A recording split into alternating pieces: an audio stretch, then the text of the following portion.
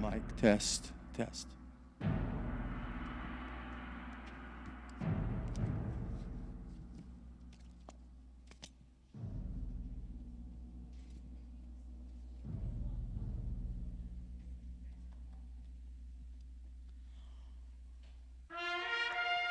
Martin Luther, Sir Isaac Newton, Benjamin Franklin, Eliza Hamilton, Abraham Lincoln, you can take your mask down again. Louis Pasteur, Thomas Edison, President Theodore Roosevelt, Henry Ford, Laura Ingalls Wilder, Mahatma Gandhi, Albert Einstein, Anna Pavlova. Wait. Jim Thorpe, Walt Disney, Dietrich Bonhoeffer, Lucille Ball, Rosa Parks, Beverly Cleary, Walter Cronkite, Earl Lloyd, Desmond Doss, Martin Luther King Jr., Faith Ringgold, Hank Aaron, Roberto Clemente, Bob Ross, Kamala Harris, Charlotte Dujardin, Mohammed Salah, Katie Ledecky, and Amanda Gorman.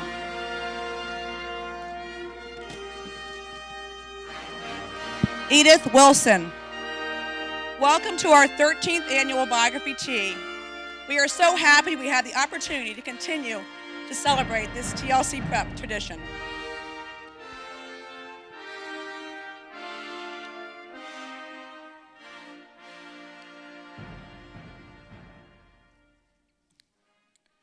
Please bow your heads for prayer. Dear Heavenly Father, thank you for the talents and gifts you have given each one of us. Please be with us today and help us to be a blessing and witness. Thank you that we're able to learn and be inspired by others who have come before us or live among us now. In thy name, amen. Students, you may be seated. Masks up until you're interviewed.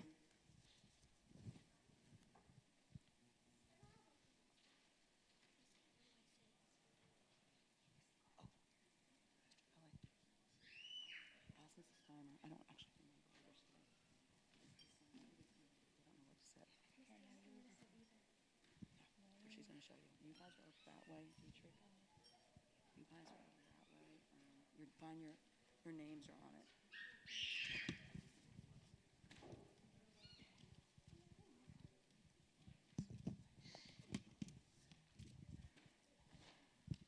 Good morning. I'm Edith Wilson, the wife of President Woodrow Wilson, the 28th president. My husband campaigned for the creation of the League of Nations to end war. I accompanied and supported him throughout his campaign. He was one of 3 presidents who were married during office, while in office. We got married in 1915 after his first wife tragically died in office, right when he first went into office. I lived through and was the first lady during the 1918 pandemic. My husband suffered from a massive stroke in 1919, and I helped my husband complete his term of office after he was left paralyzed and partially blind. From 1915 until 1921, I served as First Lady and supported my husband unwaveringly under the stress of war, his stroke, and a worldwide pandemic. We are honored to have Laura Ingalls Wilder with us here tonight.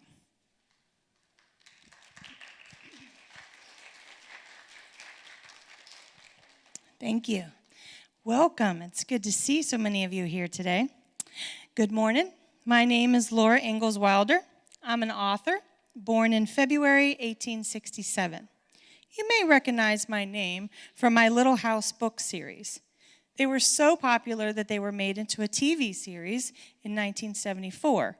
It ran until 1982. My early years were full of sunshine and sorrow. I'm quoted to say, "A good laugh overcomes more difficulties and dissipates more dark clouds than any other one thing."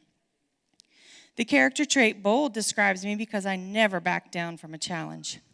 Pa and Ma and my sisters, we moved from one town to another, and another. We suffered many hardships, including the loss of my brother when he was only 9 months old. When I was 15 years old, I started to work as a teacher in a one-room school. This was to help support my family. 3 years later, I met my husband, Almanzo. After an illness, he had limited use of his legs, but together we survived natural disasters, a crop failure, the loss of a son. Later, we were blessed with a daughter who we named Rose, and she became a journalist. I'm so glad to be here today, and I hope you take some time this summer to read a good book. Now I would like you to introduce you to our host for the rest of the morning, Walter Cronkite.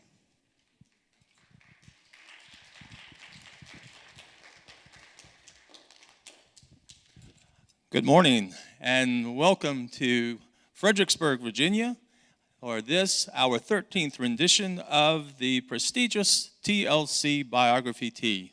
It is my great honor to be here among all these famous and accomplished individuals, so sit back and let's enjoy the show. We will start with our 16th President of the United States, Mr. Abraham Lincoln.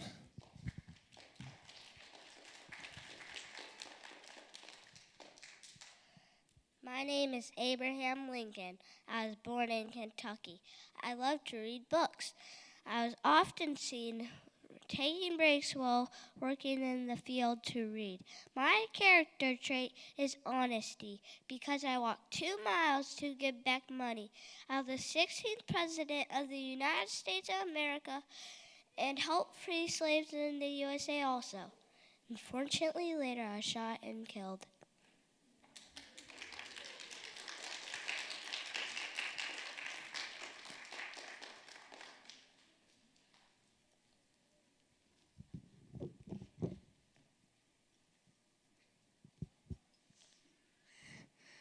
Hi, my name is Louis Pasteur.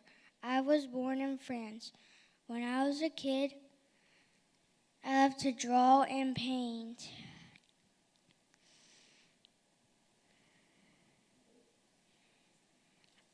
My character trait is curious. I was curious about why people got sick and died, so I decided to study chemistry. I enjoyed teaching people at the university.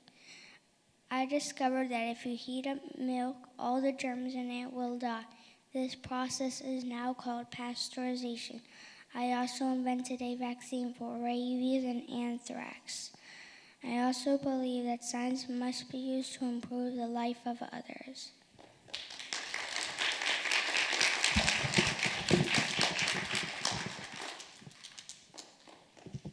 Hi, my name is Anna Pavlova, and I'm from Russia.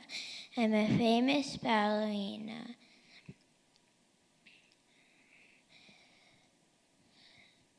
My most famous dance is the swan dance. When I was a kid, I worked very hard because I was poor. I persevered to be the best ballerina that I can, and I've traveled the whole world.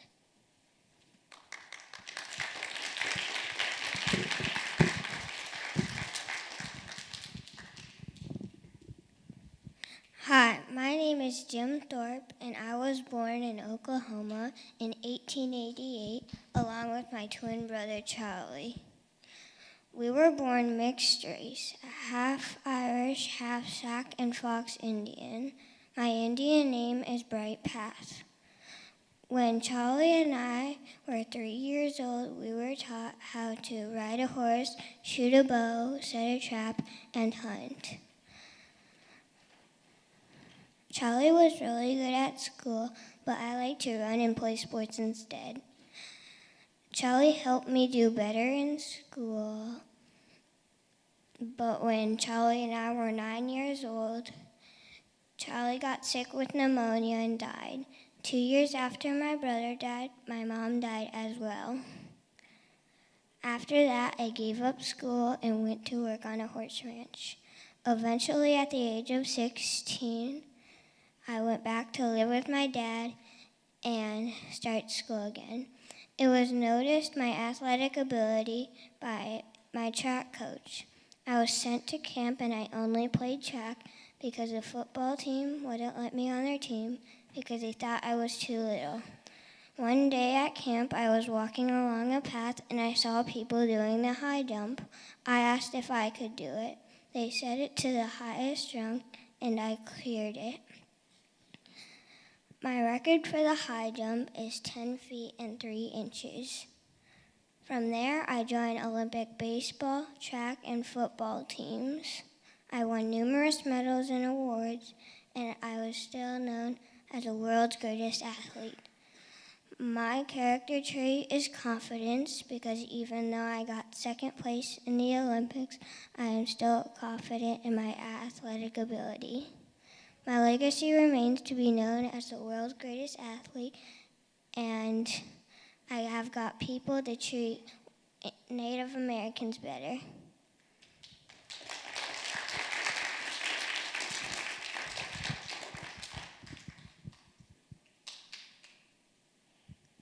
I am Rosa Parks, born February 4, 1913, to parents Leona and James McCauley. I grew up on a small farm with my mother, brother, and grandparents in Pine Level, Alabama. In a time when blacks were treated unfairly, I wanted to make a difference, so I became an activist in the civil rights movements. During this time, I was imprisoned for refusing to give up my seat to a white man on the bus. My life was threatened, and many did not like me. Hence, I moved to Detroit, Michigan to be safe. However, my character trait, brave, empowered me to stay on the path to justice. Therefore, I did not give up the fight for equality and fairness. I learned that when one's mind is made up, this diminishes fear. I would like to be remembered as a person who wanted to be free so other people would also be free. Today, there is no more segregation in public places. Blacks and females have the right to vote, and blacks have a better way of life. I am proud of my contribution to this change.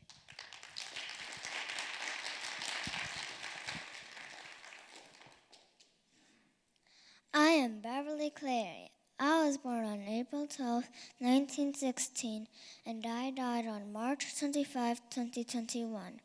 I am an author of children's books. You might have heard of a few of them, Henry Huggins, Beezus, or Ramona. When I was a child, I didn't like books because they were boring to me. I published my first book in 1950, Henry Huggins, and since then, I have published more than 40 books. My character trait is compassion. My books have been translated to 14 languages. I love writing for children in the 3rd to 4th grade.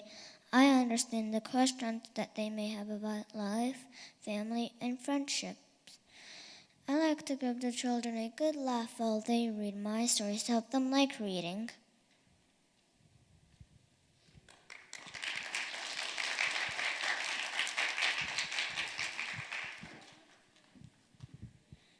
Hi, my name is Roberto Clemente, and I was born in Puerto Rico on August 18, 1934.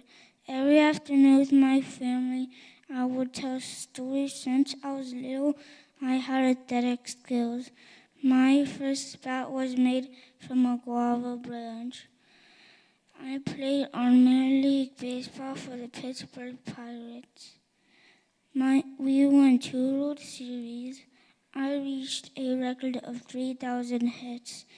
I am considered one of the best right fielders in history. That's why my character trait is ambitious. I like to help people and think all people should be treated the same.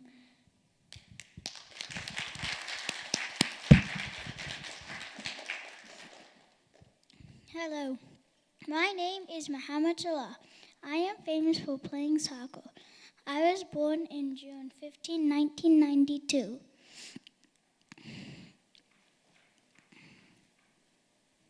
I play at Liverpool Football Club.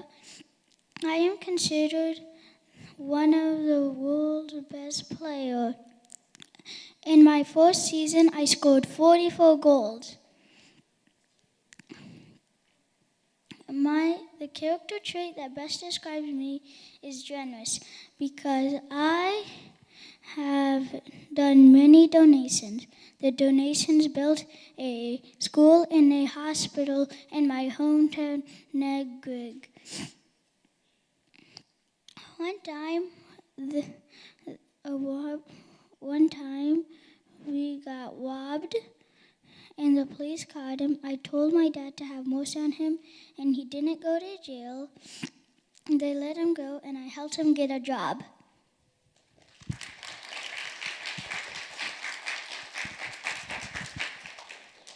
Hi, my name is Katie Ledecky. I am the youngest swimmer in the London Olympics. My nickname is First Lady of Freestyle because I hold 3 world records in the freestyle event. I might be young, but I am confident in myself. I'll never stop trying my best.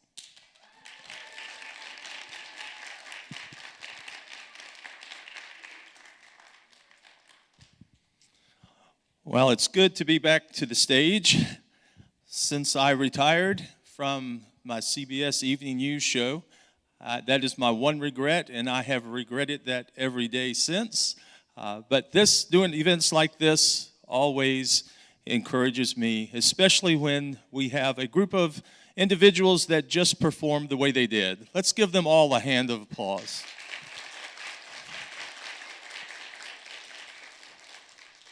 At this time, we will transition to interviews. And this group of individuals that we will be interviewing will astound you. We will start off our interview session with Martin Luther. I'm sorry. Yes, Martin Luther.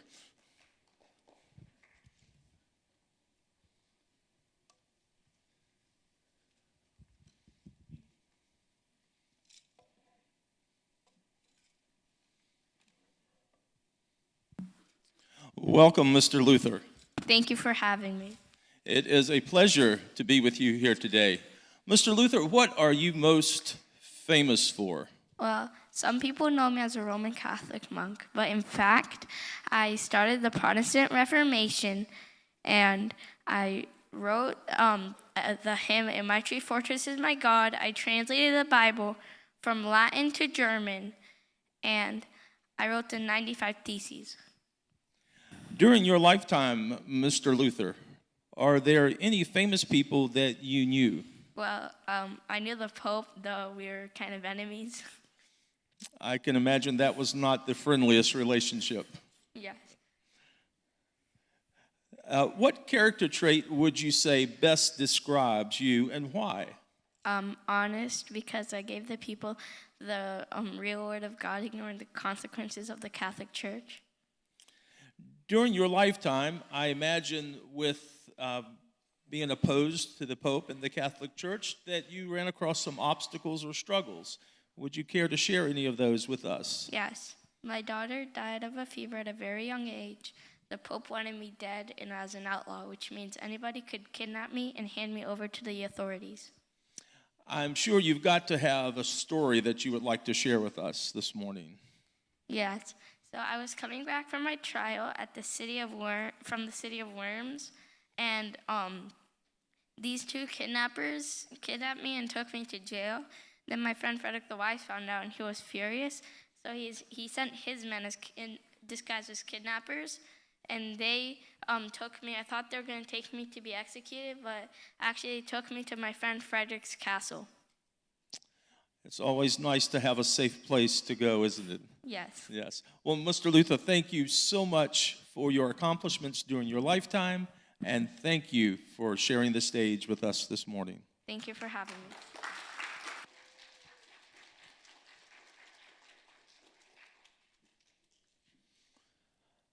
And next, we will have Sir Isaac Newton.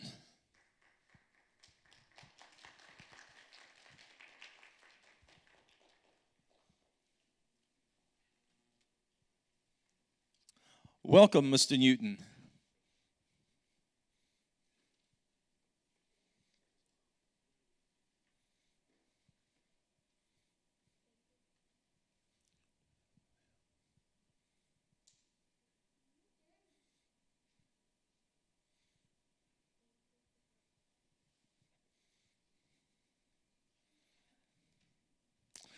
Can we turn the silver microphone all the way up, please?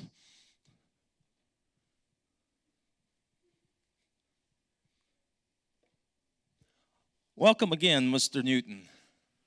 Thank you for having me. And thank you for being here. What, Mr. Newton, are you most famous for?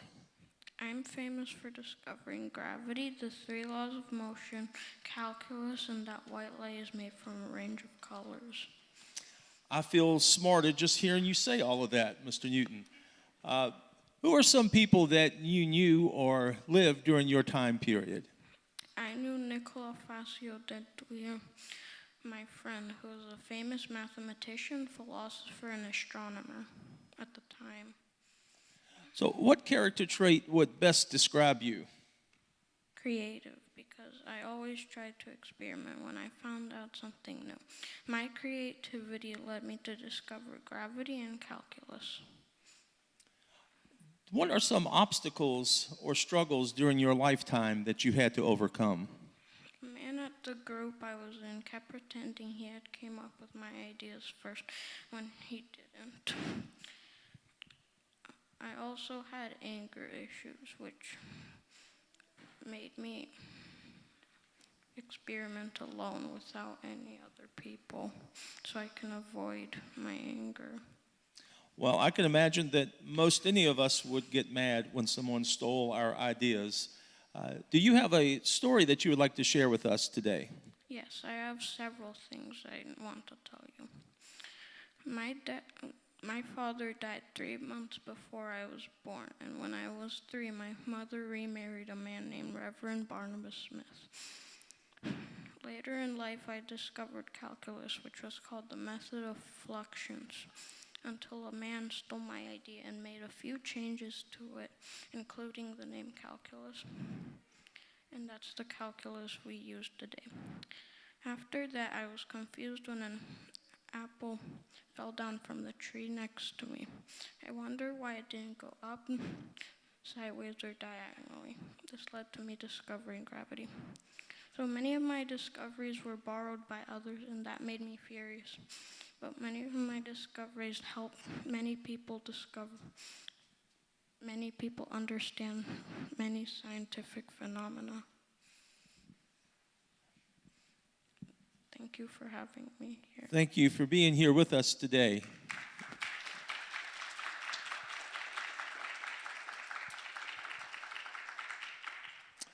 And next, we are honored to have Mr. Benjamin Franklin.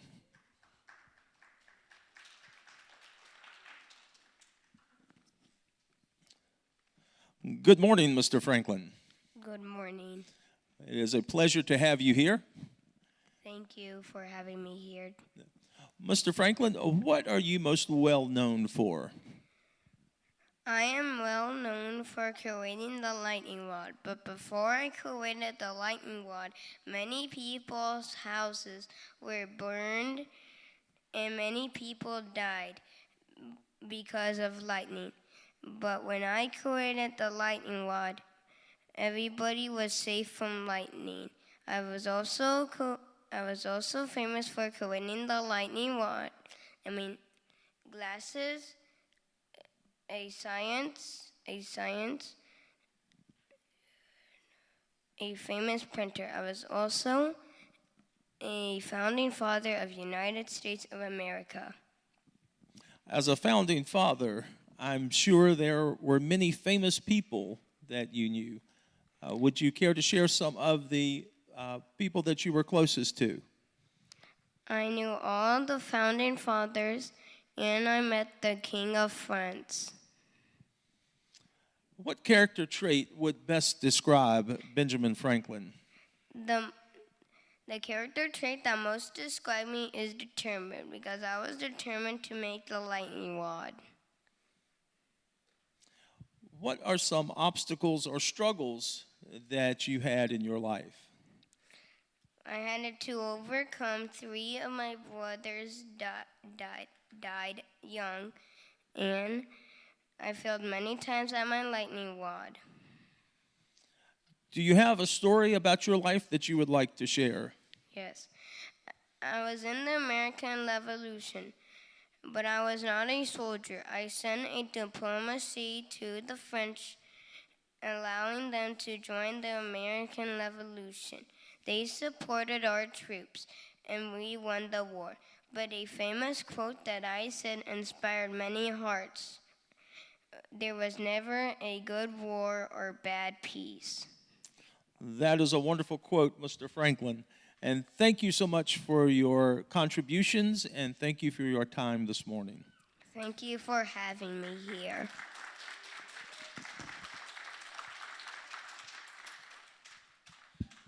And next, we get to welcome Mr. Thomas Edison.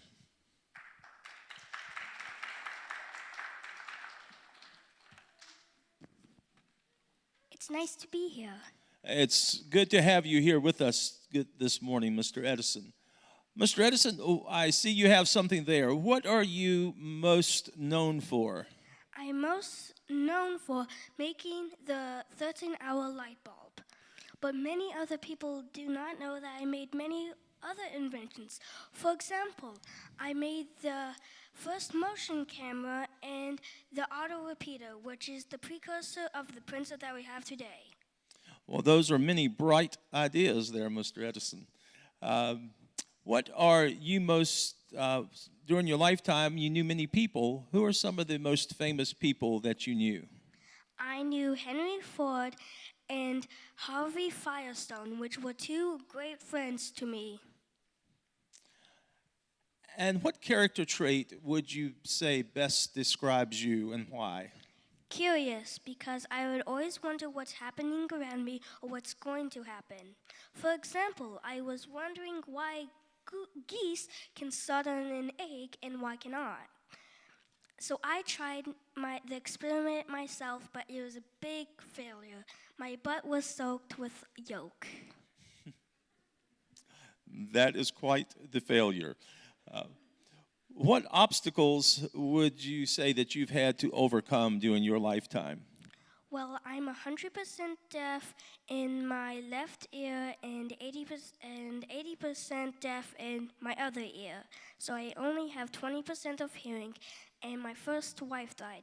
Later, though, I married another woman. Do you have a story that you would like to share with us this morning? Yes. I saved the kid from a runaway train. Luckily, no one was hurt, but I was scared that the kid would get hurt, so I would risk my own life to save the kid.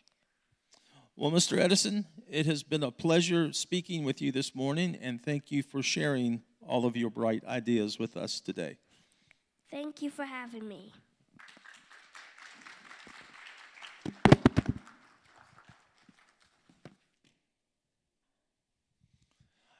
And next, we are honored to have Theodore Roosevelt. Welcome.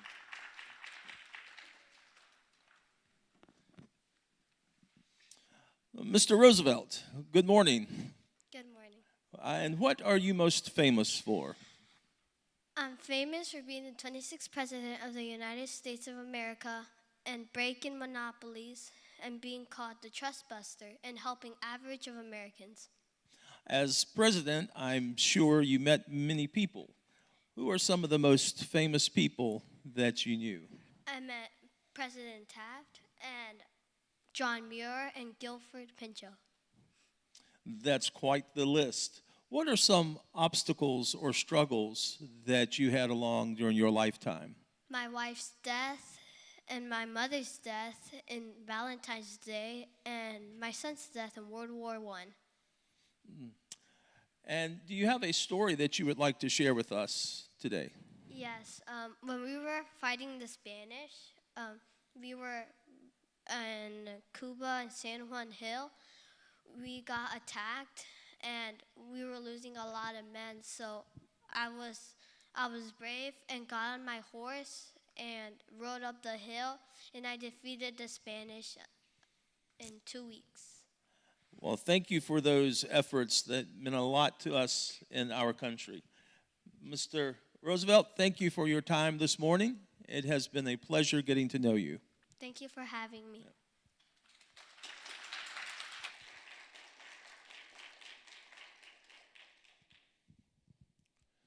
And now we have the pleasure of welcoming to the stage Mr. Henry Ford.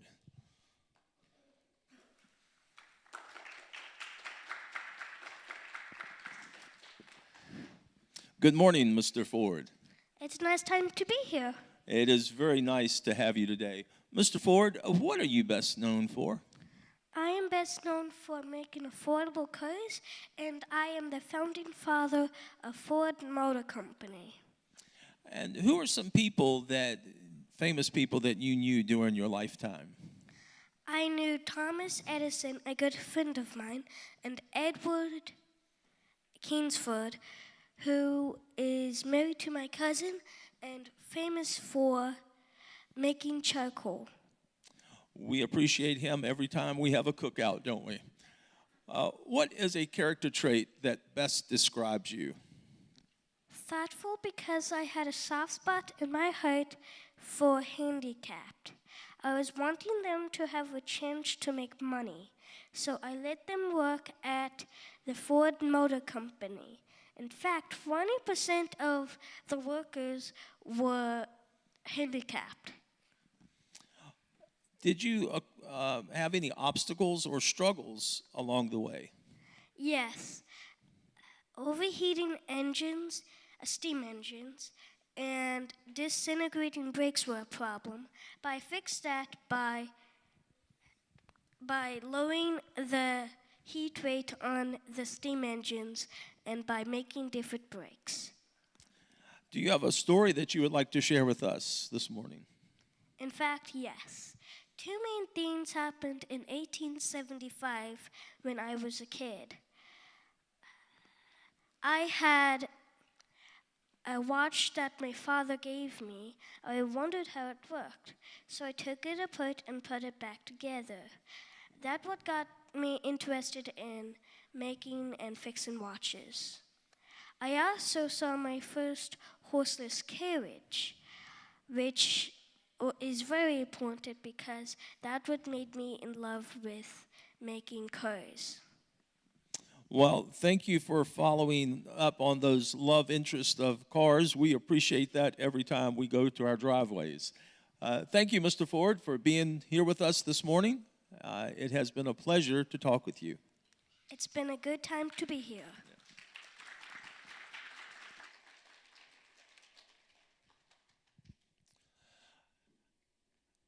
And now we are honored to have Albert Einstein.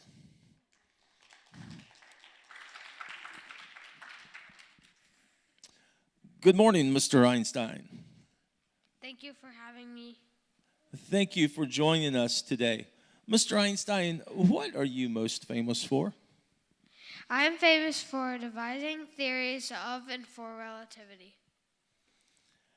And who are some famous people that you had the pleasure to know during your lifetime? I met many diplomats and big shots, including Dietrich Bonhoeffer and a Spanish king named Alfonso VIII. So, what character trait best describes Albert Einstein? I have a very creative mind. My creativity allows me to see possibilities that nobody else can see. For example, my Einstein refrigerator that uses no electricity. I created it in the 30s. Well, thank you for that creation. What are some obstacles or struggles that you had along the way? I had many life challenges. It took me 9 years to get a job after graduating. Hitler took everything I had, including my house and my money. The Nazis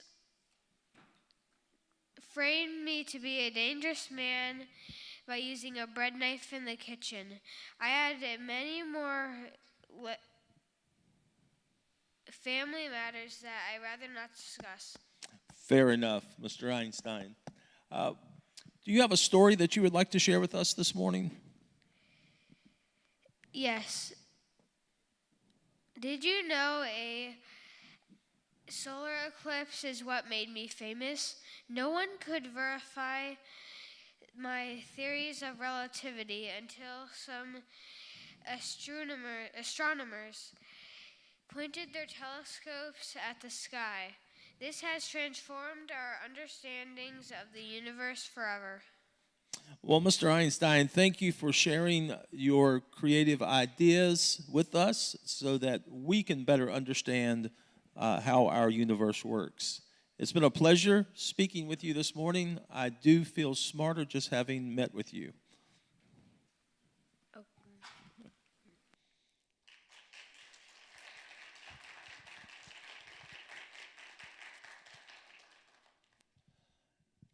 And next we have the distinguished Walt Disney.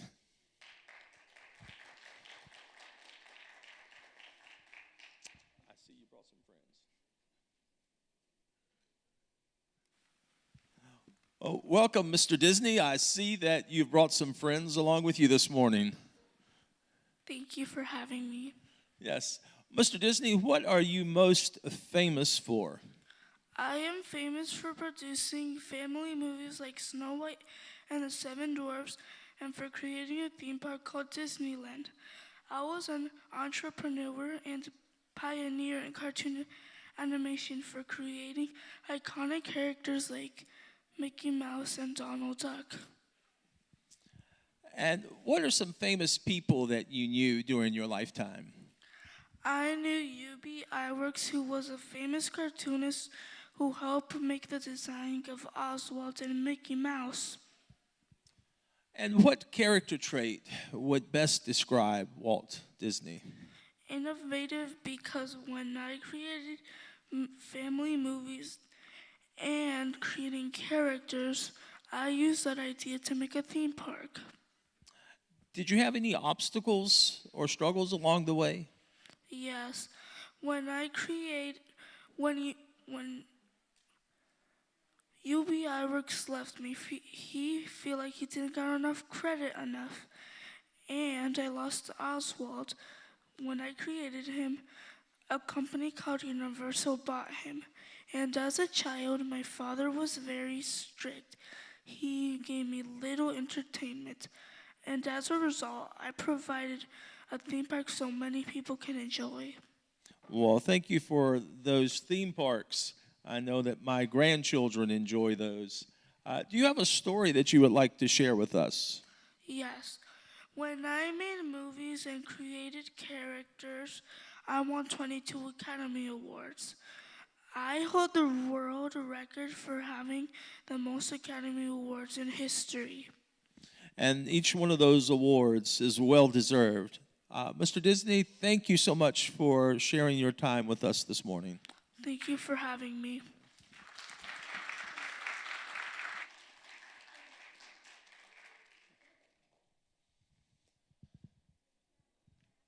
And now we have the honor of sharing the stage with Dietrich Bonhoeffer.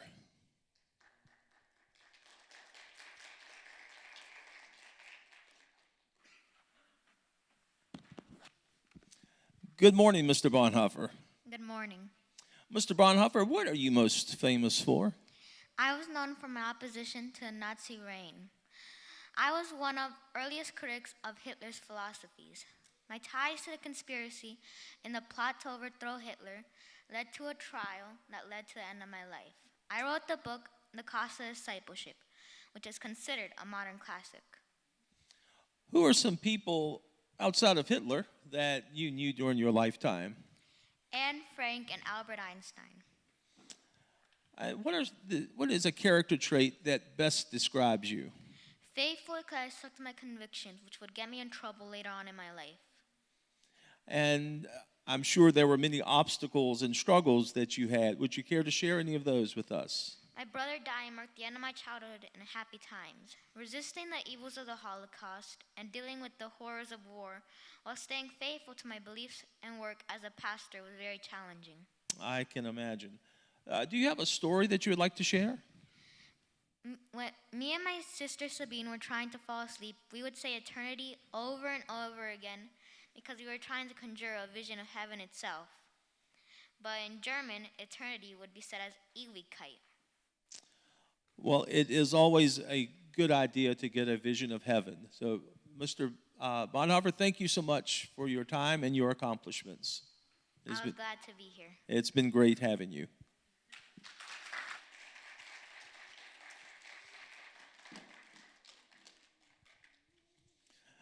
And now we have the pleasure of meeting with Dr. Martin Luther King.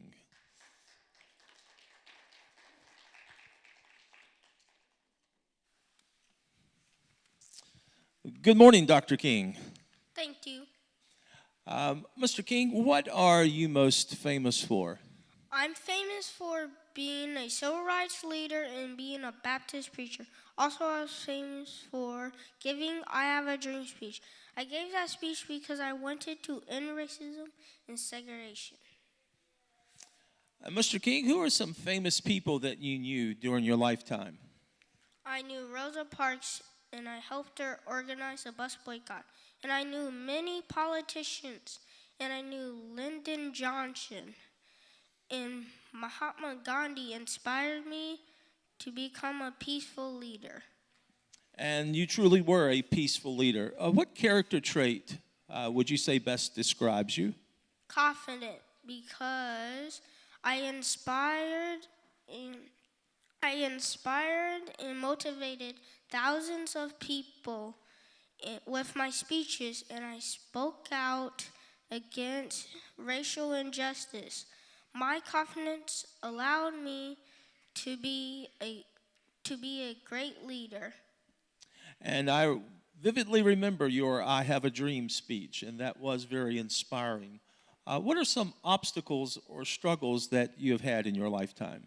I had to overcome racism and segregation. I fought those against injustice and helped better the lives of people. And do you have a story that you would like to share this morning? Yes.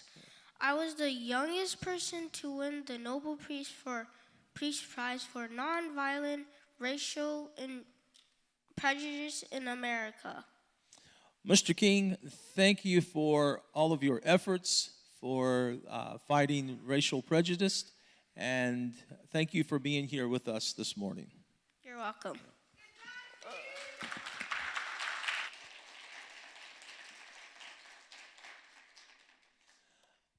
And now we are welcoming Faith Ringgold. Good morning. Good morning, Miss Ringgold. How are you this morning? Good. Good, and it's a pleasure to have you with us. Miss Ringgold, what are you famous for? I'm famous for becoming an American artist and author who became famous for my innovative quilted narrations that communicated my political beliefs. And what are some famous people that you knew, Miss Ringgold?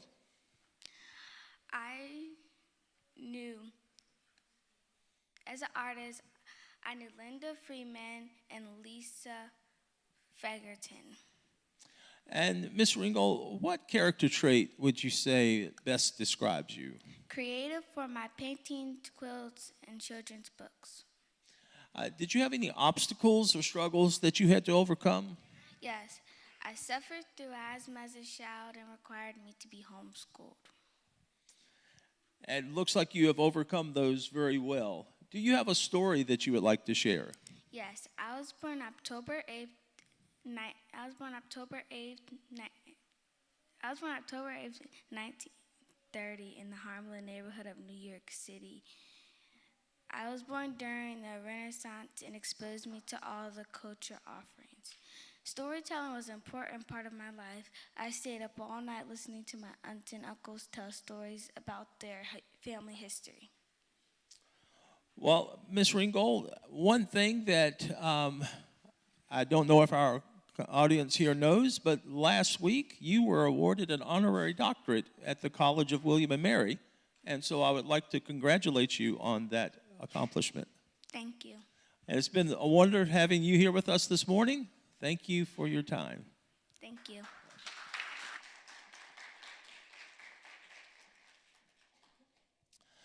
And now we are truly honored to have the Vice President of the United States, Miss Kamala Harris.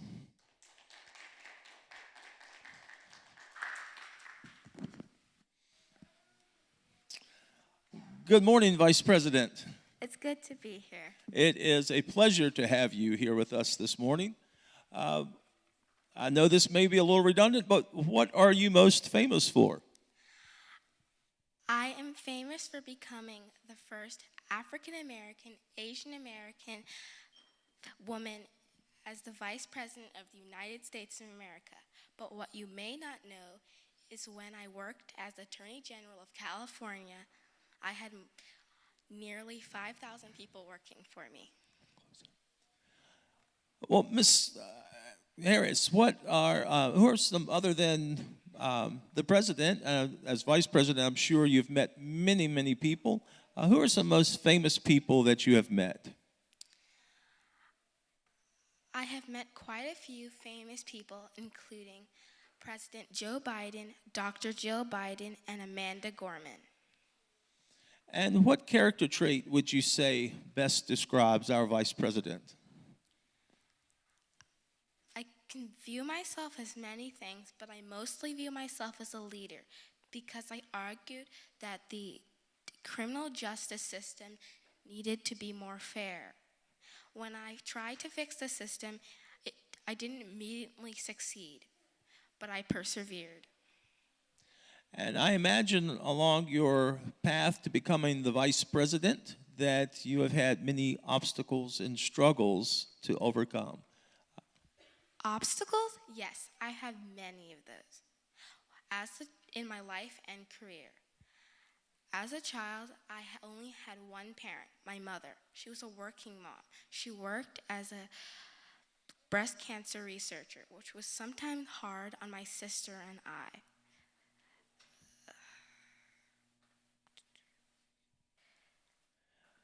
I'm sure that was quite the struggle for you to have. Do you have a story that you would like to share with us this morning? Yes, I do. When I was only 7 years old, my sister, mother, and I moved to California. When we moved to California, we also moved into an apartment. When we moved to the apartment, we realized that on the lot next to our apartment, we wanted a playground on the lot. So we asked our mom what we could do. She told us to write a letter to the landlord. And we wrote the letter, and the landlord said no. We persisted, and we wrote a second letter. And he said that, sure, we could do it if we got the supplies ourselves. So we put up posters, and we went to neighbors' doors. Then, finally, 3 adults came to help us. Their names were Mr. Green, Mr. Lopez, and Miss Flores. Finally, we had the supplies that we needed. Then we finally had our playground. Well, I am sure that you enjoyed that playground after all the work that you put into getting that accomplishment. So thank you for being here to share your time with us this morning. I know the demands on your schedule that you don't have a lot of time, so we will thank you and allow you to depart at this time. It was a pleasure to be here. Thank you.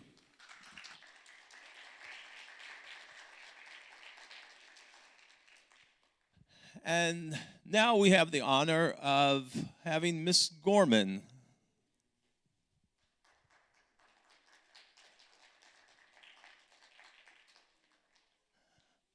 So Amanda Gorman, thank you so much for coming this morning. What are you most well known for? First, it is a pleasure to be here. Although it's very hard for me to believe it myself, I am famous for becoming the first National Youth Poet Laureate.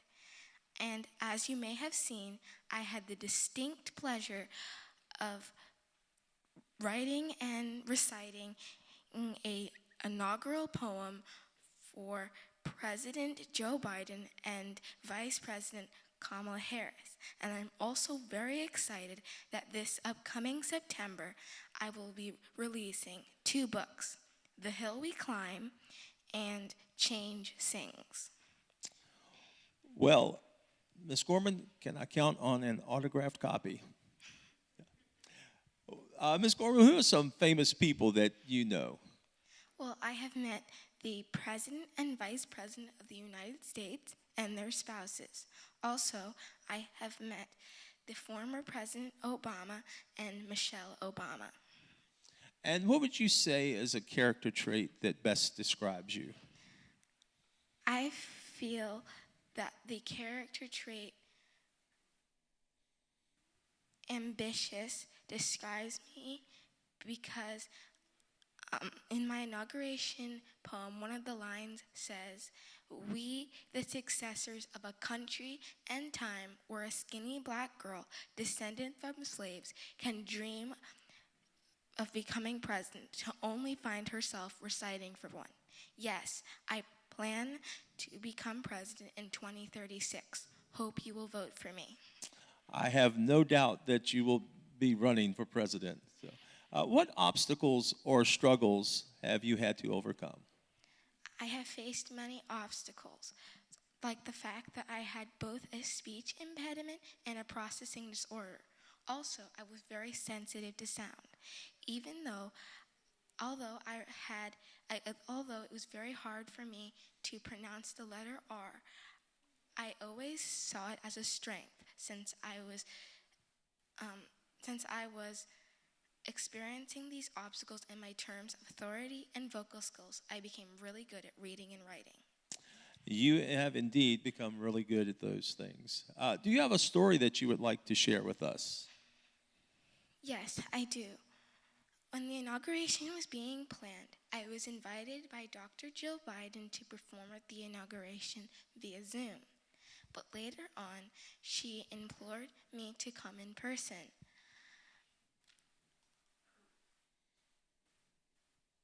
Dr. Jill Biden has helped me in more ways than one. Prior to the inauguration, she helped me pick the outfit I wore to the ceremony, which got me an endorsement with MIG Models. This experience has reminded me that there is always light if only we are brave enough to see it, if only we are brave enough to be it. Well, Ms. Gorman, you have indeed demonstrated an ambitious character trait. And I want to thank you for your contributions to the inauguration. I know many millions of people enjoyed that. And we, too, have enjoyed having you this morning with us. Thank you for your time. I look forward to your book in the fall, and I look forward to the year 2036. Thank you for having me.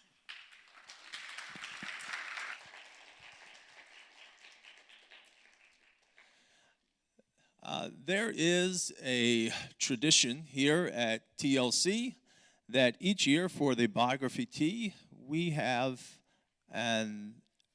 one special individual that stands out above all others to come and join us. And this year is no different. We are honored to have the world-renowned or world-traveled Pastor Paolo Esposito to join us on the stage. Let's give him a big hand.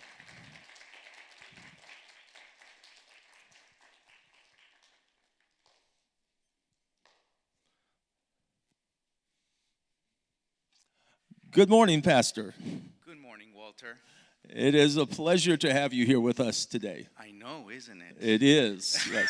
All right. And I can tell from, well, before we get started, that humbleness is your character trait. Absolutely. Yes. I know that after having a special guest like Chaplain Barry Black, it must have been very hard for you to find somebody worthy of such an occasion.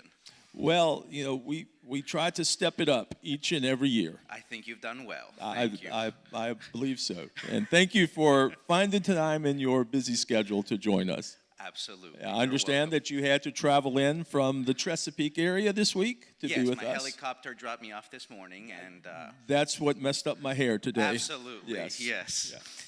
Well, Pastor Paolo, could you share with us what you are most famous for? Okay, of course. I am very well known for being the tallest man in my household. Well, maybe not so much.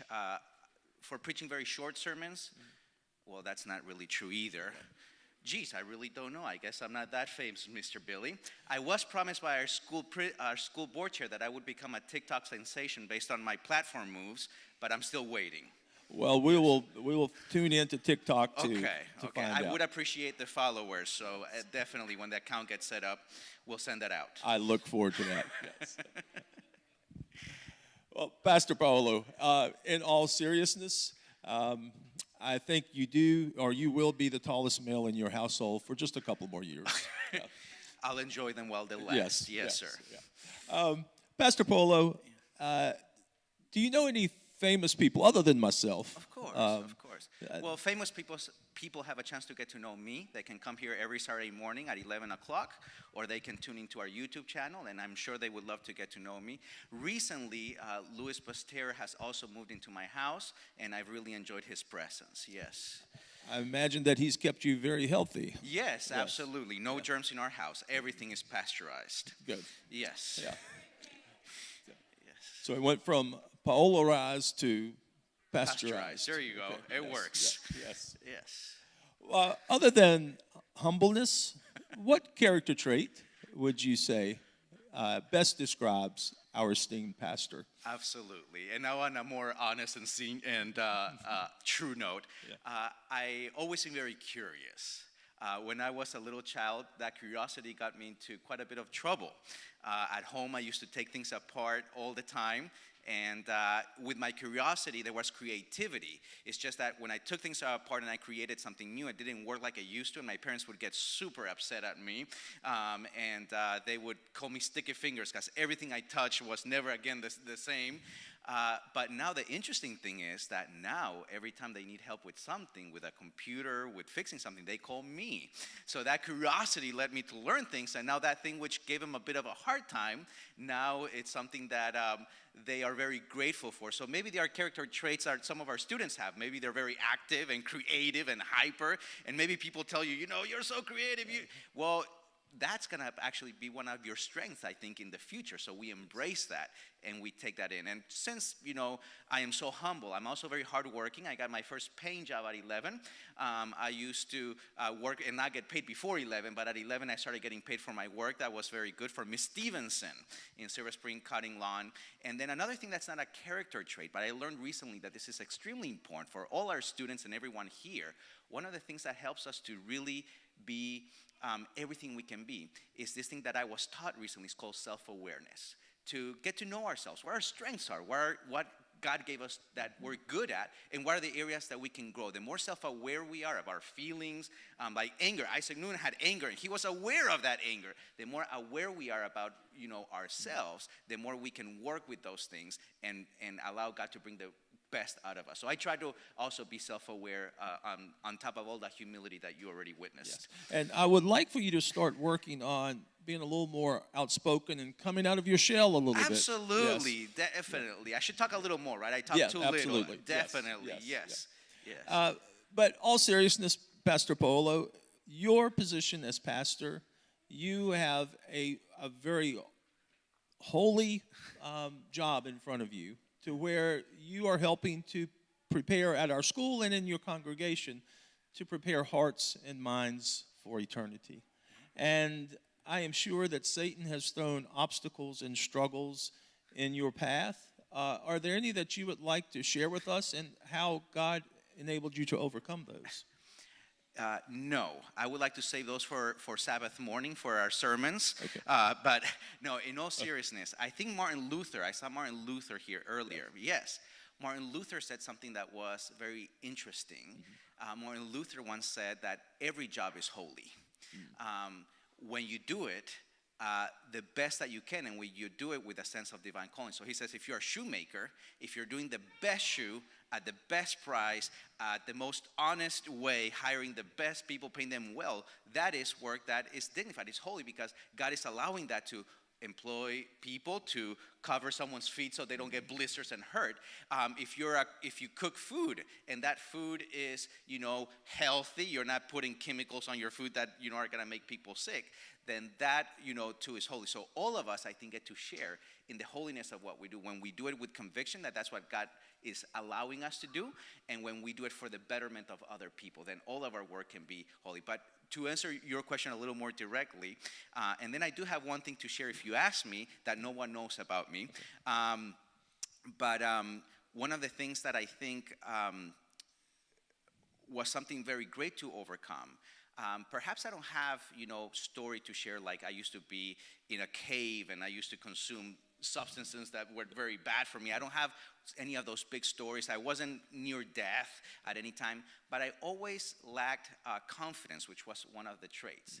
And God always made me feel very, very small. And that made me feel pressure to have to prove people that I have to do better so I could do that. And I think that has been one of the greatest obstacles in my ministry. And when I came to the place that I accepted that God made me the way I am, and He can use me the way I am if I give myself entirely to Him, that helped quiet Satan's voice that I wasn't good enough, that I needed to prove myself. That gave me another type of confidence, a God derived confidence that has allowed me to enjoy the work and the ministry that I do. So I think if I had to overcome anything, was that pressure that I wasn't good enough to do something, and that I didn't need to prove myself, that God was the one who was proving me. And that has been one of the most gratifying experiences in my life, Mr. Walter. Well, thank you, Pastor Paolo, for sharing that. And we'll now give you that opportunity to share that other story that you would like to share. Since I am saving my stories for the sermon, so you have to come Saturday morning if you want to hear stories. But I will share something that no one here knows, including myself, and that is how to pronounce my name. Yes, so don't feel bad. I don't even know how to pronounce my name. I was born in the year 1986, January 8th to be precise, a World Cup year. And there was a soccer player named Paolo Maldini, and my mom thought he was a good soccer player. I think we have a soccer player here too, and that he was also good looking. So I inherited his name, not his looks and not his soccer skills, but I got his name. And when I moved to the U.S., when I was 11 years old, my parents had always called me Paolo. So the accent is on the A, you pronounce the O, the L, and the O, Paolo. In the States, we cannot do that. So it's Palo, and Palo is a stick. So my first day from school, I came home crying. Everybody's calling me a stick. Everybody's calling me a stick. And that made me very, very sad. And I wasn't skinny either, so I thought it was some other kind of insult. It turns out that in 2007, when I was 21 years old, I went to Italy, and I heard my name's pronounced the way the Italians pronounce it. And that's what my name is, it's Italian. And they pronounce it Paolo. The O really smooth, and it's a lot more like how we would say here in the States than how I used to say it growing up, which is Paolo. All that to say this, I learned how to pronounce my name correctly when I was 21 years old. It took me 21 years for me to even discover how my name is pronounced. So just imagine, what are the kind of things that we could discover about ourselves? If it took me 21 years to just learn how to say my name, what are the kind of things that we could learn about ourselves as we explore the world and God's beautiful creation, and as we get to know other people? Imagine everything we could learn about ourselves, the future. It's just amazing to think what's out there. So yeah, be curious. I think that's a very exciting trait that we could all share in one way or another. Absolutely. So, Pastor Paolo, I understand that I now have 20 more years to get your name straight. There you go. You're afforded that grace. Fair enough. Yes. Thank you. Pastor Paula, thank you so much for your time this morning. Thank you for your willingness to come out and share with us. And thank you seriously for all that you do for our school, our church, and our community. You are welcome, Walter. It is truly a privilege and an honor. All right.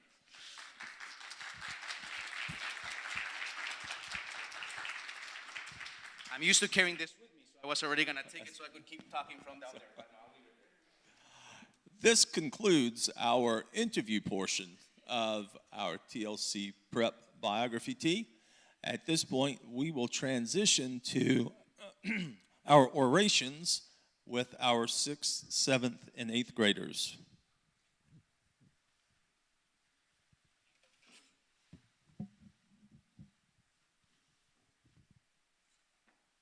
Hello, my name is Eliza Hamilton. I was born August 9, 1757.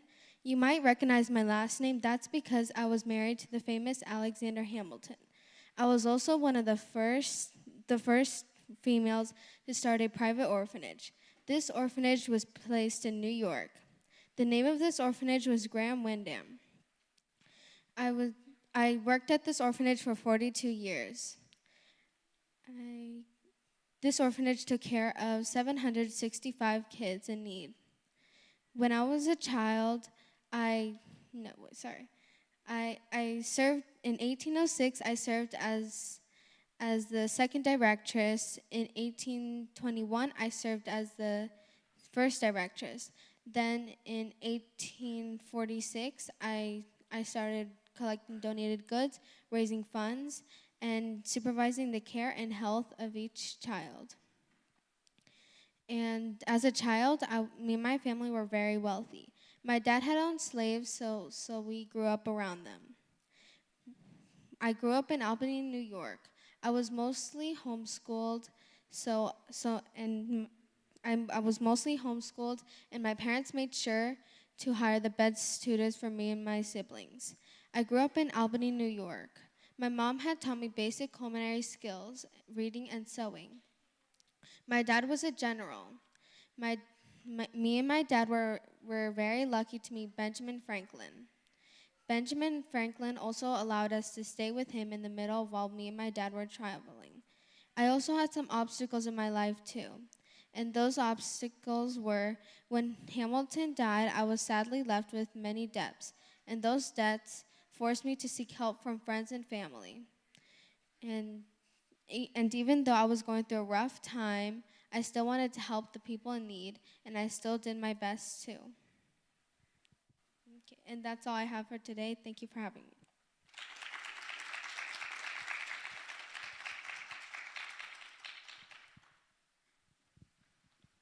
Good morning, everybody. My name is Mohammed Gandhi. I was born on October 2nd, 1869. When I was a kid, I had 5 siblings, and my father was the chief of Porbandar in India. In India, it was very common at that time to have several wives, and he had 4 wives, and I was the youngest of the 4th. So when I was there, my mother was a little bit different. She was more silent and more kept to herself. She was very religious in every way. She would go to the temple every day and pray before every meal. She would also fast a lot. I remember there was a time when it was raining a lot and it would rain nonstop. And she would fast until the sun came up. So me and my siblings would go to the window in our house and we'd look out and just wait for the sun to come out so we could all eat together as a family when it came up. When I was 7, I was betrothed to a girl and I married her at 13. Her name was Kasturba, and I loved her very much. When I was 13, I took a year off school, so then I went back to school at 14. When I graduated high school, it was time for me to go to college. I went to the University of London to study law, and I became a lawyer. But while I was there, my mother had died back at home in India. It was a very sad time because nobody had told me that she died while I was there, and I only learned about it when I came back home. The last things I remember talking to her about before I left was about how me and my family, we worshiped the Hindu god Vishnu, and in our religion, we were strictly vegetarian. So she made me promise to her I would stay vegetarian even though I was over there in London. After I came back, the British had set up a government called the Raj in India, and the Raj controlled India in almost every way. So we couldn't sell any of our own salt or gather any salt, or else we would be arrested and sometimes beaten. So I led a march with many others to protest so we could gain our rights back, and we tried to get salt. Me and 6,000 others were captured and imprisoned, and after that, we still weren't allowed to collect salt, so I made more and more protests, like a non-cooperation movement, where we boycotted government service, their goods, and refused to pay taxes. I view myself as a leader because of all the protests that we did. Like, farmers couldn't sell their own crops, and they had to give most of it to Britain. So I led many Indian farmers on strike to try to get their freedom back. After that, they got most of their freedom back, but weren't completely free. So I think it was very creative and peaceful of me because we couldn't fight them just like with an army, so we fought them using nonviolence. Like another time was when we protested for self-rule, but it didn't work out because they wouldn't let us go. After many, many and more other protests, they finally decided it'd be too hard to just keep us under control, so they let us go and let us have complete freedom.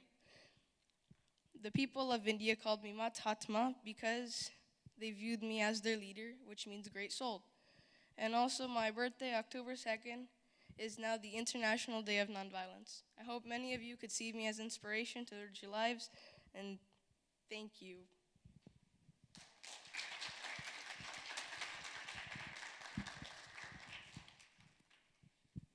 Hello, my name is Lucille Ball. I was born in New York, August 9, 1911. In my early days, I was sadly poor, to the point where I couldn't even buy pencils. But I was very fond of my mother, Dee Dee Ball, and my father, Henry Durrell Ball. He would make $5 a week as a telephone lineman. But my life got harder when he died of a fever, leaving me and my mother heartbroken. At age 15, I decided to do acting, so I enrolled in John Murray Anderson's School for Dramatic Arts. Surprisingly, I was very bad at it. I would have trouble and act nervous on stage. So eventually, the school got tired of me and thought I'd waste my time in theater. So what I do, I started a modeling career in 1927, in which I called myself Dan Belmont. I became very successful and even getting noticed by Hollywood. So in 1930, I seized more opportunities and became a redhead. My first movie being Three Little Pigskins. At first, my roles weren't very important, but I was persistent. In one of my movies, I met a Cuban band leader named Desu Arnaz. We later married in 1940. We decided to make our own productions, so we made Desilu Productions, in which I made my known show, I Love Lucy.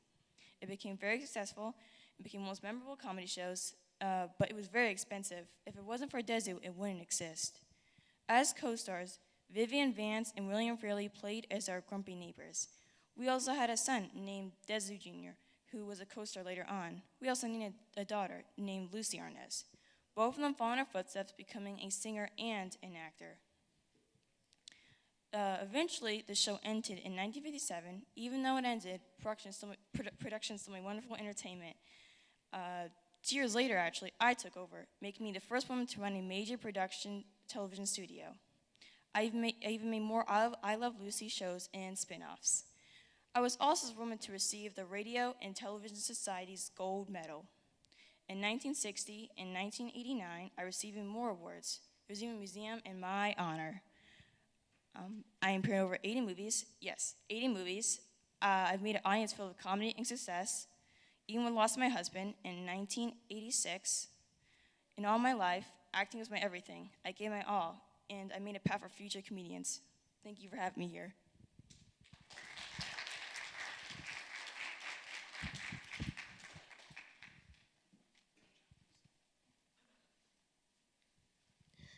Okay, good morning. Thank you for inviting me to be here today. I am honored to be included with all of these famous people we met today. My name is Desmond Doss. I lived in a small town in Lynchburg, Virginia. I had a sister and brother named Audrey and Harold Doss, and my parents were named William and Bertha Doss. I attended the Seventh-day Adventist church, and my mother made me attend every Sabbath there. At home, I had a picture of the Ten Commandments, and I always loved studying them. I had two special ones that were really special to me. They were the fourth, to honor the Sabbath, and the sixth, thou shalt not kill. As I was looking at the sixth, I couldn't imagine a brother killing a brother. It just wasn't right for me.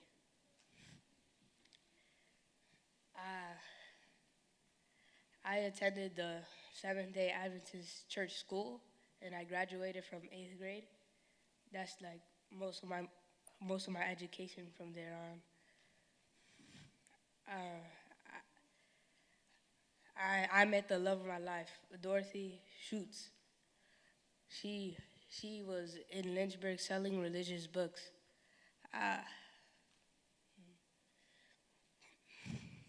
She was selling religious books to help pay for her college. And I joined the Newport News Naval Shipyard to work. And I would drive 3 hours to see Dorothy as often as I could.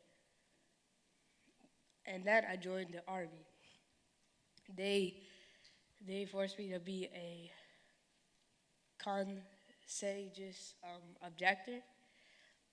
I did not like that term. I did not want to object of saving the country. I only objected to killing people. I did not want to take lives. I only wanted to save them. Before I left on the train to Army boot, like not the Army training, I asked Dorothy to marry me. When she said yes, I was the happiest man alive, but also the saddest because I will soon be leaving her.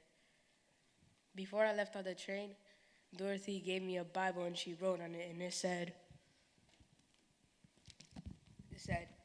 if we do not meet another time on this earth, we have the assurance of a happy meeting place in heaven. May God in his mercy grant us both a place there. I read that verse a lot of times.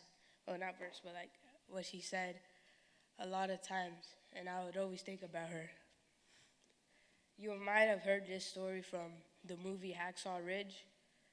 This was the time that I was in Okinawa at the battle on the battle of the Medea Escarpment.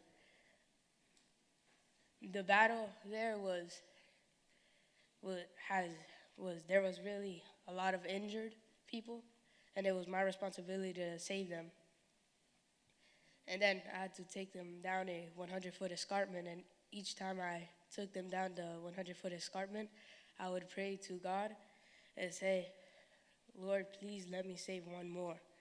And then I ended up saving 150 people. But I could not accept that. That was too high of a number.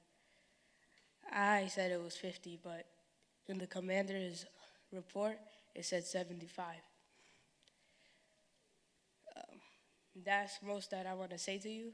I'm just going to leave you with this last Bible verse. Proverbs 3, 5, 6. Trust in the Lord with all thine heart, and lean not into thine own understandings. In all thy ways acknowledge him, and he shall direct thy paths. Okay, that's all I have today. Thank you.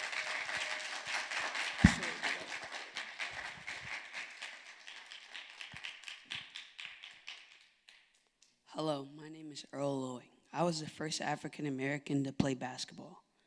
The team I was first drafted to was the Washington Capitals. Without them, I would never be in the NBA right now. Even though playing in the NBA was always my dream, there were some hardships that came with playing in it. I would get bullied and picked on just because of my skin color. But none of that stuff fazed me because I worked hard to get where I am. and nobody's going to pick on me or try to bully me because of my skin color. I earned my spot on this team, and if you can't accept that, then oh well.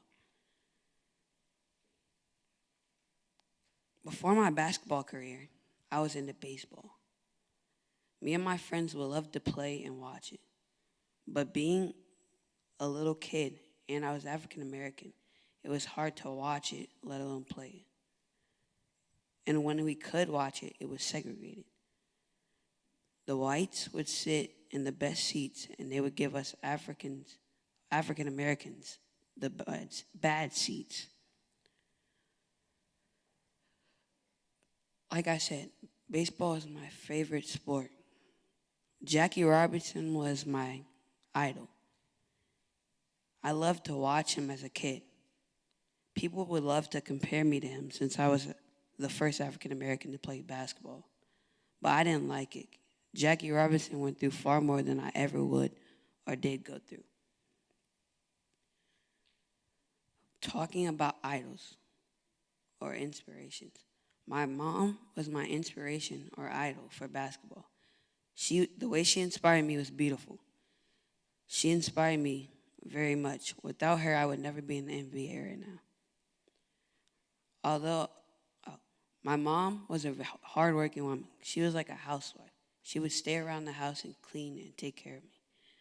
On the other hand, my dad worked in the coal mines. I didn't get to see him much since I would travel the country playing basketball, and he worked a lot. Talking about traveling the country.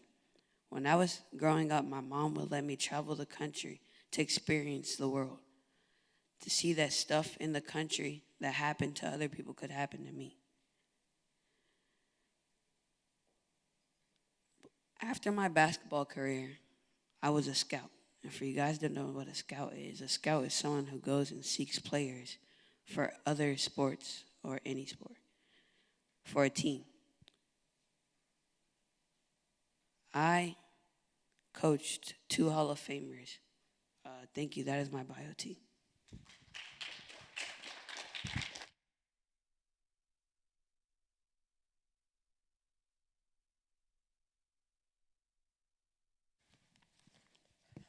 Hi, my name is Hank Aaron. I was born 1934, February 5th. I was born in Mobile, Alabama. I was the 3rd out of 8th child to be born. When I was younger, my dad took me to a Jackie Robinson speech, and Jackie Robinson spoke about how black people deserve to play baseball and more sports. After that speech, I knew when I grew up, I wanted to play baseball. Every day when I would come home from school, I would play baseball with my friends. We didn't have enough money for equipment, so we had to use sticks and bottle caps. And when I turned 18, I dropped out of school to play baseball for the Clowns. We would travel a lot, mostly to the South. And when we traveled to the South, there was a lot of racism because blacks and Souths were segregated, so I wasn't allowed in much places. Most of the times, I felt like going back to Mobile, Alabama, and just quitting baseball, but I'm happy I did it. I will have a lot of jobs. I will have a lot of jobs when I was a kid. My dad was a shipyard worker and a turbine owner. In 1954, I made Major League Baseball, and I was so happy. I did a lot of stuff through my career during baseball. I even beat Babe Ruth's record. And in 1976, I decided to retire. But during my baseball career, I met a woman named Barbara. She was beautiful. And later on, we got married. We had 2 children named Larry and Gary. Sadly, they died 2 days later. But we had 6 children altogether. I was inducted into the Major League Baseball Hall of Fame in 1982. If you would like to know more about my life, you can visit that display in Coopstone at Hall of Fame. Thank you.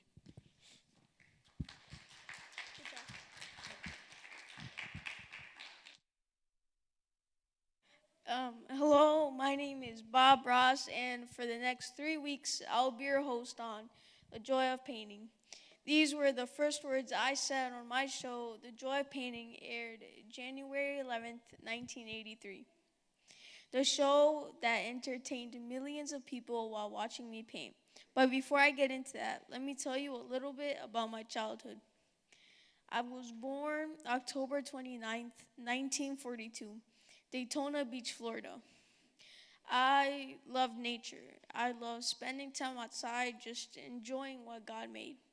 I think I got my love of nature from my mother because we would frequently take in small animals like squirrels, birds, alligators occasionally, and, and nurse them back to health.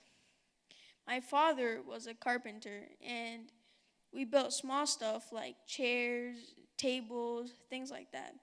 And an interesting fact is, while we were working, I chopped off a little bit off my index finger while we were working.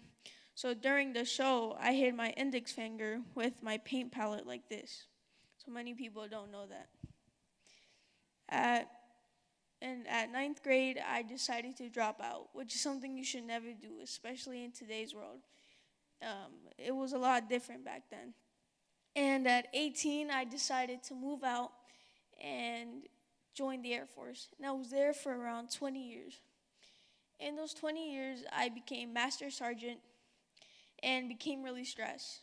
I was the guy who told everyone what to do. So I started to try to find ways to relax, and I started painting. And I really enjoyed it, so I started painting during my 1-hour lunch breaks. When I left the Air Force, I decided that I wanted to pursue that.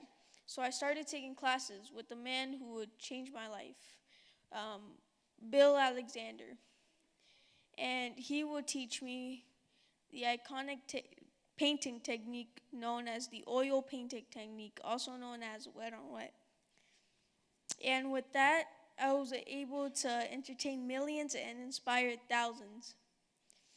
Everyone loved my gentleness during the show with my soothing voice and my iconic fit with my funky afro and my casual jeans and shirt. The Joy of Painting went into international distribution in 1989. Every bookstore in America had instructional books, paint palettes, paintbrushes, and paint. I painted over 10,000 paintings during that time and 30,000 paintings during my life. I feel like I found my purpose and did what I was meant to do. But my legacy has still not died, as my son Steve Ross teaches kids all around the world to paint like yours truly, Bob Ross. So remember, like I always say, there are no mistakes, just happy accidents.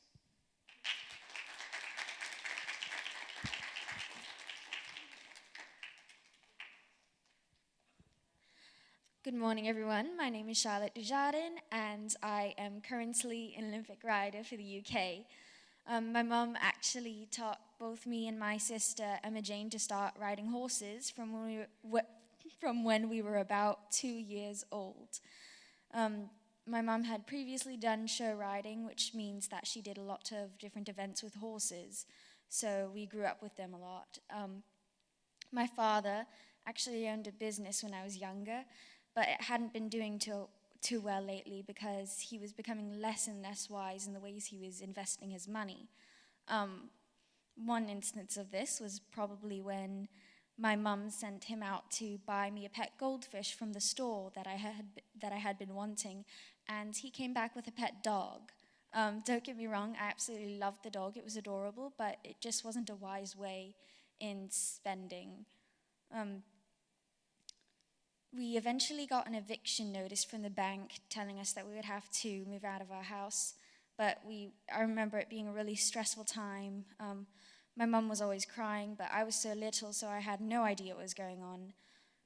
I remember at some times whenever my mum thought she saw the bank car coming into our driveway, she would hide under the table and have Emma Jane go answer the door. Eventually, the trick got old with the bank, and we had to move out. Little did we know, but we would have to move about 10 more times the next 12 years. Um, After moving a couple times and starting school, I was found to be quite dyslexic, and I absolutely hated being stuffed up in the classroom when I could be outside riding horses. I remember the word test also made me sick to my stomach, and I hated school. After moving even more times, I found a way to cheat the system, and none of you should ever do this, but I got one of my friends who was smarter than me to do my homework for me, and in turn, I would let her ride my horses.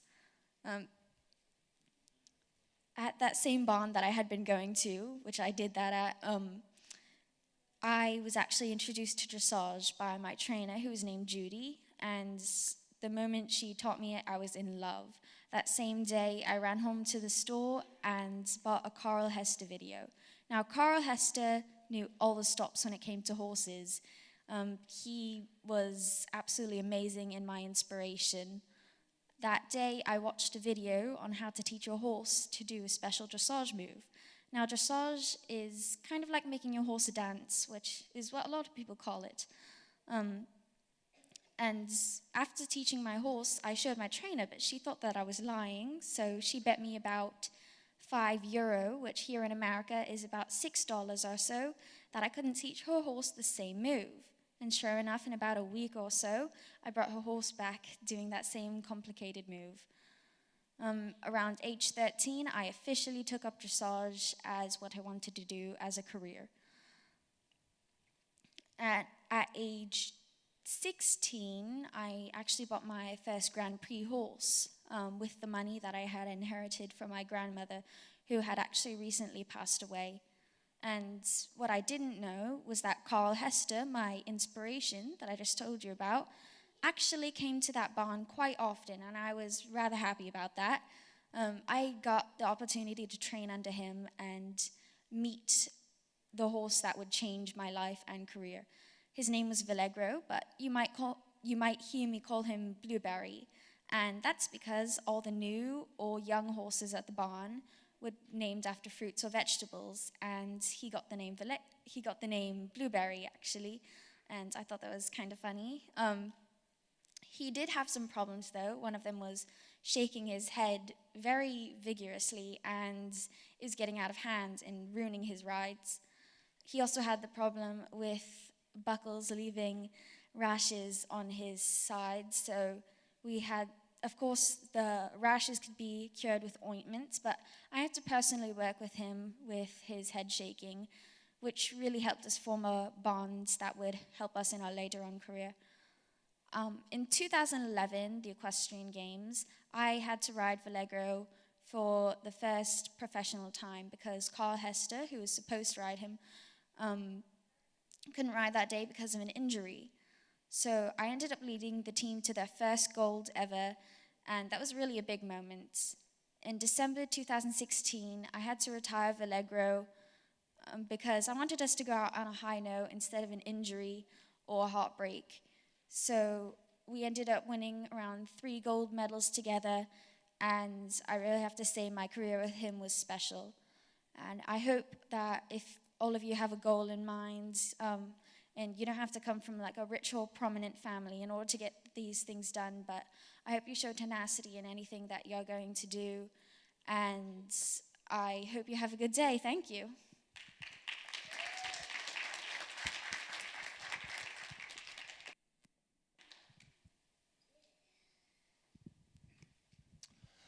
This has been our 13th Biography Tea, and today, Thursday, May 28th, and that's the way it is.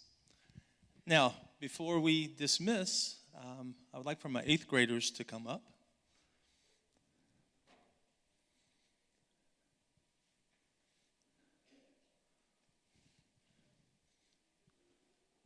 Right here.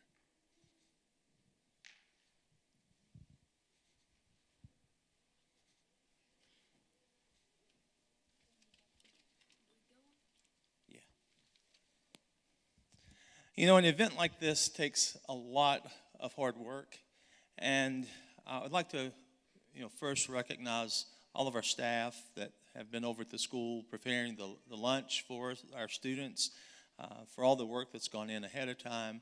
But I do want to recognize both Ms. Steimer and Ms. Duracek, Ms. D, for all the hours that you all have put in. I know Ms. D was up late last night getting things wrapped up, and she met me early this morning. So from the bottom of Mr. Billy's heart, not Walter Cronkite, I do want to thank both of you ladies for all the hard work that you've put in, and just a little token of our appreciation, I'd like for you to come up. Yeah, let's give them a big hand.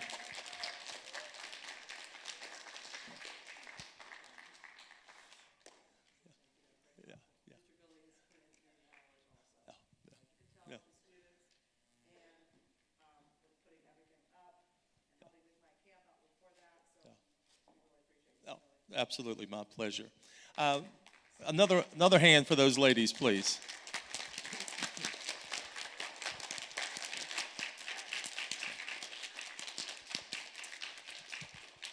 And now we'll have Pastor Isaac to have the closing prayer for us. Yes, I've been enjoying and listening to all characters, especially to Pastor Paulo's character. It's good, good. I have my two boys here, and each year I'm very proud that my boys here at the school. The other day I was talking to a lady, and she said, "Where do you take your kids to school?" I honestly said, one of the best schools we've ever seen, TLC is good. So you are very blessed that your kids are here. And please, let's support and pray for the school. Thank you very much for what you are doing, and that's amazing, if we can stand together to pray, please.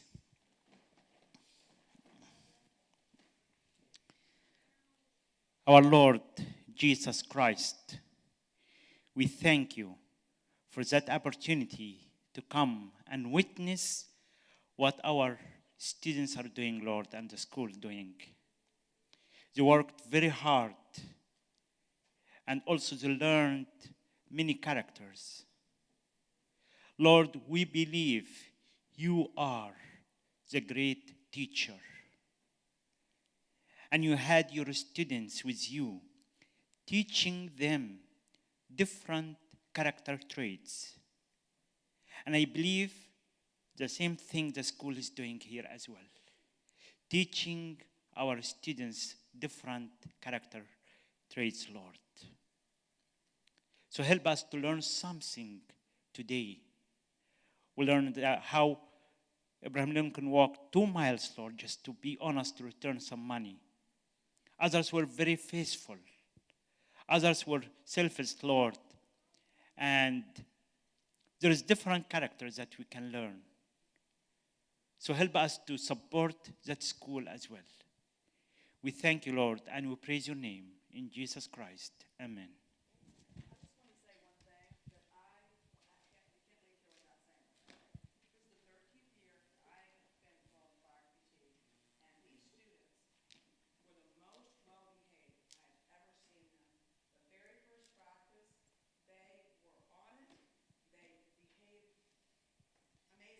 Exceptional.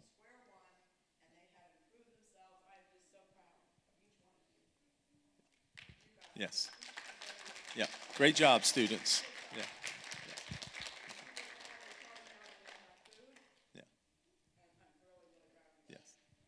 Okay, so that we can exit in an orderly fashion, we're going to go row by row, and the students will meet with your parent if your parent is here. Zabad, sit back there for a minute.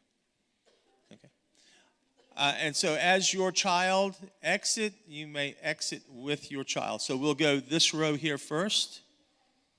So you may exit. And students will meet over at the tents. Just leave that on the pew. Yeah. Okay.